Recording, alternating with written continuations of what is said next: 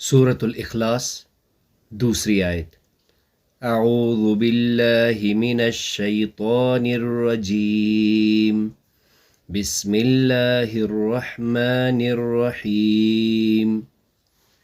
اللہ اللہ، صمد بے احتیاج، جس کو کسی کی ضرورت نہ ہو لیکن سب کو اس کی ضرورت ہو، مضبوط اور مقصود۔ اللہ الصمد، اللہ تعالیٰ بے نیاز ہے۔ اللہ الصمد، اللہ ہی ایسا ہے کہ سب اس کے محتاج ہیں، وہ کسی کا محتاج نہیں۔ اللہ الصمد، اللہ سب کے ساتھ ہے۔ اللہ الصمد، اللہ ہی بے نیاز ہے۔ اللہ الصمد، اللہ ہی صمد ہے، ٹھوس اور مقصود۔ اللہ الصمد، اللہ سب کا مرجع ہے۔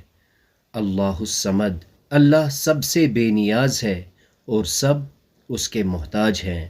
اللہ الصمد، اللہ وہ بالا تر ہستی ہے جو سب کا مرجع و ملجا ہے۔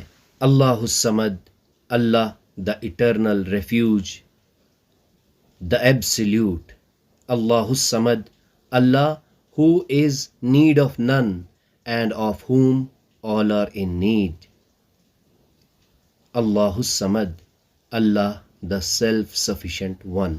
اللہ تعالیٰ کی توفیق سے اس سے پہلے ہم نے قل هو اللہ احد، کہہ دیجئے وہ اللہ یکتا ہے، اکیلا ہے، الگ ہے۔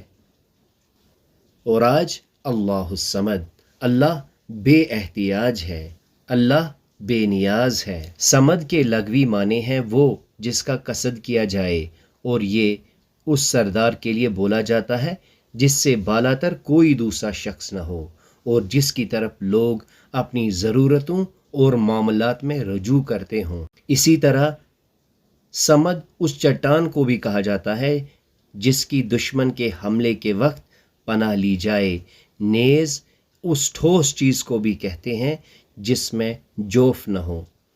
ان لغوی معنی کے پیش نظر آیت میں اللہ تعالیٰ کے لیے الصمد کی جو صفت بیان ہوئی ہے، اس کا مطلب یہ ہے کہ اللہ تعالیٰ سب سے بالا تر ہے، اس کی سیادت کامل ہے، وہی مقصود و مرجع ہے، وہی ملجا و ماوا ہے، وہ بے نیاز ہے، اسے کسی چیز کی حاجت نہیں، جبکہ سب اس کے محتاج ہیں، اور وہ سب کی حاجتوں کو پورا کرنے والا ہے، وہ پناہ کی چٹان ہے۔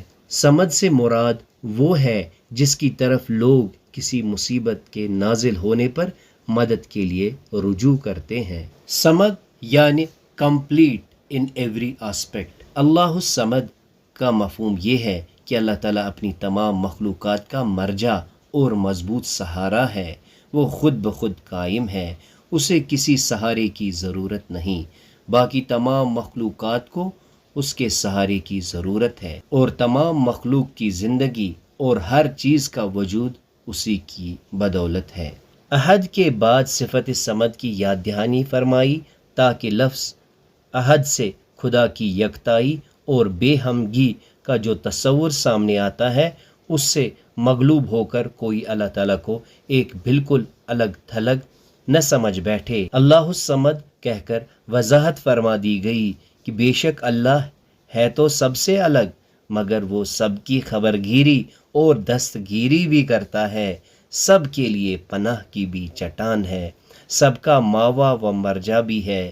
اس کے بندے جب اس سے فریاد کرتے ہیں وہ ان کی فریاد سنتا اور ان کی فریاد رسی کرتا ہے۔ اللہ تعالیٰ ہماری فریادوں کو قبول فرمائے، اللہ تعالیٰ ہمیں ہدایت دے۔ سبحانک اللہم و بحمدک، اشہد ان لا الہ الا انت، استغفرک و اتوب الیک۔